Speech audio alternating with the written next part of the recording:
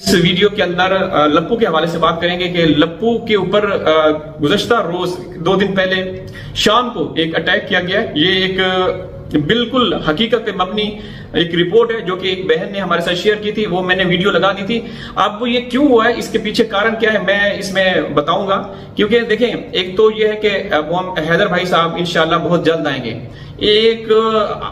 एक से एक बढ़कर जो रिपोर्ट्स आप लोग देख रहे होंगे उसमें मुख्तलिफ यूट्यूबर दावा कर रहे हैं। कोई ये कह रहा है कि उनको वीजा मिल गया, कोई कह रहा है कि उनका बस थोड़ा सा प्रोसेस रहता है, प्रोसीजर रहता है। कुछ कहते हैं कि बस इंशाल्लाह इस हफ्ते के अंदर अंदर उनको वीजा मिल जाएगा। लेकिन खबर क्या है, कब वीजा मिलेगा वो हमें पता है। और जो ऐसे बड़ी बड़ी बढ़के मारते हैं हम उनका तो वो नहीं कर सकते। ठीक है, वो अपना काम कर रहे हैं, भले वो जिस सेंस में भी आए, जिस सेंस में बात करें वो भी हमारे लिए काबिल एहतराम है। ठीक है, हमें गालियां देते हैं, हमें हमारा नाम ले लेकर हमें जो भी वो करते हैं, कोई बात नहीं। लेकिन हैदर भाई के हवाले से जो अपडेट्स हैं उस हवाले से हमें थोड़ा सा रोका गया है, वरना वो भी हम लोग बता देते हैं। जाहिर सी बात है, मोमिन साहब सबसे पहले बताएंगे। मोमिन मलिक साहब के बाद कहां से खबर आएगी वो भी आप लोगों को पता चल जाएगा। और ये भी हो सकता है कि मुख्तलिफ यूट्यूबर वीजा अपडेट करते रहे और हैदर भाई की खबर है कि हैदर भाई हिंदुस्तान में और मोमिन साहब लाइव आके सबको हैरान और परेशान कर दें, ये भी मुमकिन है। तो लप्पू के ऊपर अटैक किया गया, एक प्लांटेड था या जो भी है, इस हवाले से हमारे पास तफसीलात नहीं आई। जैसे ही आएंगी तो वो भी आप लोग के साथ शेयर करेंगे। अब कारण जानते हैं कि कारण क्या हो सकता है कि लप्पू की धुलाई क्यों हुई। और तनवीर भाई, यहाँ मैं एक बात छोटी सी ऐड करूंगा अपने पास से कि कुछ लोग ये भी कहेंगे कि लप्पू का तो आज व्लॉग आया है, तो आप सीमा का और सीमा की आप पुरानी वीडियो उठा के देख लें। सीमा कहती है मैं एक साथ ही में हफ्ते 10 दिन की वीडियो भी बना लेती हूँ, 10 दिन बाद भी वीडियो नहीं। वो तो देखें, जो यूट्यूबर है जो मतलब ऑफिशियली काम कर रहे हैं उनको पता है कि आप लाइव भी आ सकते हैं। आप भले ही हॉस्पिटल के अंदर एडमिट हो, आईसीयू रूम में हो, आईसीयू बोला जाता है ना, आईसीयू में हो तो भी आप लाइव आ सकते हैं। आप उसको प्रीमियर पे लगा सकते हैं, किसी भी तरह से आप लाइव आ सकते हैं। ये मत बोला करें कि आप ये बात कर रहे हैं वो तो लाइव आ रही है, आप ये कर रहे हैं वो तो ये लाइव आ रहा है। लेकिन ये मैं आपको दावे के साथ कह रहा हूं भाई, आपका तनवीर भाई जो बोलता है वो मतलब सच ही होता है। ठीक है, भले ही कुछ लोग हैं मुनाफिक हैं जो सड़ियल किस्म के हैं, वो तो सड़ते रहेंगे, उनके चेहरों से भी नुमाया वो होता है कि वो कितने मतलब जेलिसी में ना सारी हदें क्रॉस कर दी है। तो वो उनके हमें कोई परवाह नहीं, हम तो यही कहते हैं वी डोंट केयर। बाकी हम रिस्पेक्ट सबकी करते हैं, बहनों भाइयों की जितने भी।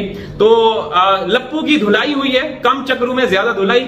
और ये क्यों हुई, सवाल ये है, आप लोगों को मालूम होगा कि मोमिन साहब जो कि हीरो हैं इस केस में, इंसानियत के हीरो हैं, उन्होंने बरमला तौर पे ये कहा था कि जब हैदर भाई आएंगे या आने वाले होंगे तो कोई ना कोई बड़ा कांड हो सकता है रब्बूपुरा में। इस केस मतलब सीमा, सचिन, नितरपाल या एपी सिंह के साथ भी ऐसा हो सकता है। तो या तो फिर इसको रास्ते से हटाया जा सकता है जब हैदर भाई जैसे ही पहुंचेंगे इस लप्पू को, या फिर सीमा के साथ कुछ ऐसा कांड हो सकता है, समझ रहे हैं आप, या फिर एपी सिंह या नितरपाल के साथ।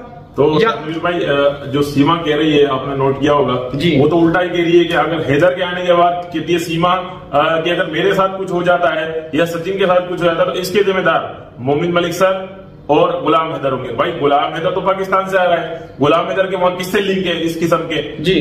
मिसाल है भाई, सचिन डाकू, सचिन का बाप डाकू, सचिन का दादा डाकू, ये चोर लफंगे। अच्छा, सीमा का समर्थन करने वाले, ये हमने खुलासा किया था ना कि ये लोग रब्बूपुरा में ये डाकू, चोर, रहजन, भत्ताखोर थे, ये किडनैपर्स थे, ये राजस्थान से जो मीना समाज के मुअज्जिज लोग थे, बड़े काबिल एहतराम लोग जो कि मतलब अच्छी सोच वाले जो बाशऊर लोग थे मीना फैमिली के, उन्होंने इस पूरी फैमिली को, नितरपाल, सचिन को, ये जो नितरपाल का भाई हो गया, इनको लाते मार कर राजस्थान से निकाला था। अगर ये बात गलत हो, इनके खिलाफ कितने मुकदमात हैं, कितने केसेस हैं जो मतलब इतने बड़े बड़े डिबेट करते रहते हैं या करती रहती हैं, उनको उनसे पूछे कि इनके खिलाफ कितनी एफआईआर दर्ज है।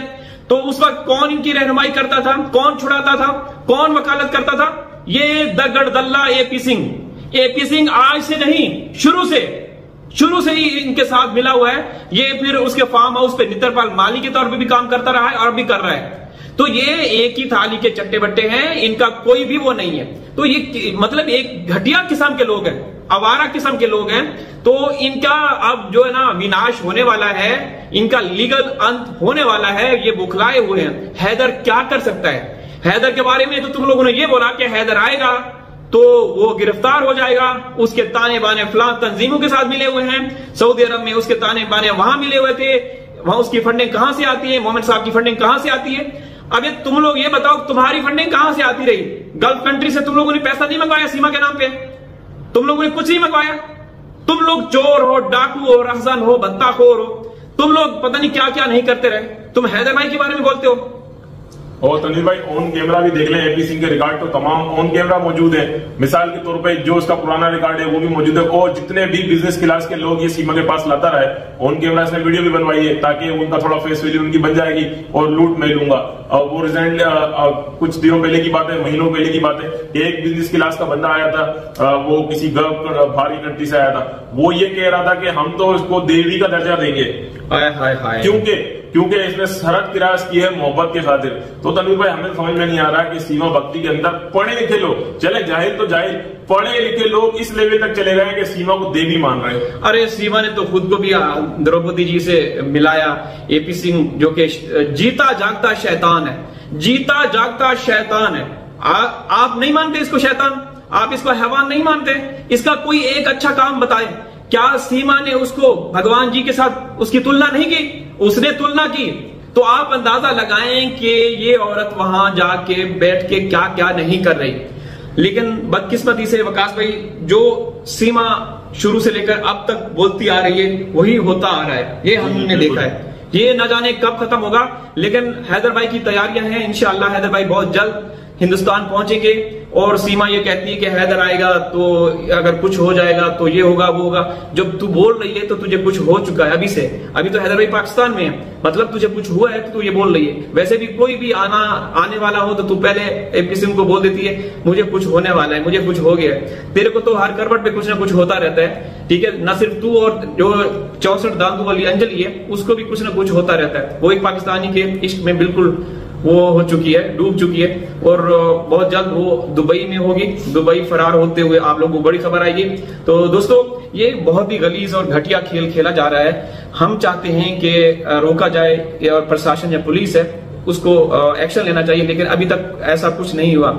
और वकास भाई, मैं तो ये बात फिर बार बार कहूंगा, ऐसे लोग जो ये कहते हैं कि आप लोग क्यों आवाज उठा रहे हैं, जब हमारी अदालतें, एजेंसियां, इदारे काम कर रहे हैं तो आप क्यों आवाज उठा रहे हैं? आप लोगों को कोई हक हासिल नहीं है। तो मैं ये कहूंगा, ठीक है, हमें कोई हक हासिल नहीं, हम तो रोजे अव्वल से, पहले दिन से आवाज उठा रहे हैं। तो हिंदुस्तान में जो लोग अमली तौर पे, मतलब अदालती मामलात में सरगर्म अमल है, वो खुद भी उन लोगों की तारीफें करते हैं। मैं मोहम्मद मलिक साहब की मिसाल दे रहा हूं। उन्होंने माओ, बहनों, बेटियों का जिक्र किया है कि वो सब आवाज उठा रहे हैं। तो वो अगर आवाज उठा रहे हैं तो क्या हम ये कह सकते हैं, मैं हिंदुस्तानी बहन भाइयों की बात कर रहा हूं, कि अगर वो आवाज उठा रहे हैं तो हम ये कह सकते हैं कि वो आवाज क्यों उठा रहे हैं? इसका मतलब है कि आवाज उठाने से उनको जगाना है ना एक तरह से।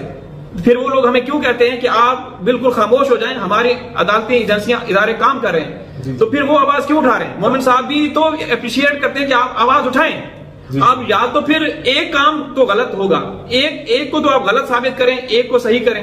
वकास भाई जी, तंजीर भाई देखें, जैसे कि अगर इन केस जैसे बात वो लोग कर रहे हैं कि अदालतें हमारी काम कर रही हैं, हमारा कानून काम कर रहा है, हम ये नहीं कह रहे कि नहीं कर रहे हैं। अगर हम लोगों को या आप लोगों को, जो लोग हमें या किसी को भी ट्रोल कर रहे हैं, अगर आवाज उठाने की जरूरत ना आती तो मोमिन मलिक सर जरूर ये बात कहते कि भाई आप लोग आवाज ना उठाएं, आप लोग अपनी आवाज उठाएं। कानून में केस चल रहा है, कोर्ट में, अदालत में केस चल रहा है। तो आप देख लें, अगर उनको मोमिन मलिक सर को ये बात अच्छी ना लगती या बेहतर ना होती तो वो लाजमी कहते। जब उन्होंने अब तक ये बात नहीं की तो आप और हम कौन होते हैं कि हम ये बात कहें कि अदालतें काम कर रही हैं, आप लोग आवाज ना उठाएं? जी बिल्कुल वकास भाई, ये तो कोई लॉजिक ही नहीं। लेकिन बदकिस्मती से यार, मैं जो उनकी सोच है ना, मैं हैरान होता हूं कि वो किस तरह की बात करते हैं कि आप आवाज ना उठाएं, फिर वो खुद भी आवाज उठा रहे हैं। फिर इनसे सवाल करें कि तुम लोग क्यों आवाज उठा रहे हो? तुम भी तो बैठो ना, तुम भी सुकून से बैठ जाओ, तुम भी बिस्तर के अंदर घुस जाओ, खामोश हो जाओ, फिर तुम क्यों आवाज उठा रहे हो? जो ये कहते हैं कि भाई, हम ये नहीं कह रहे कि भाई आपकी अदालतें, एजेंसियां, इदारे काम नहीं कर रही हैं, हमें पता है, कर रही हैं, ठीक है। लेकिन ये इस तरह से किसी को टारगेट ट्रोल करना ये ठीक नहीं।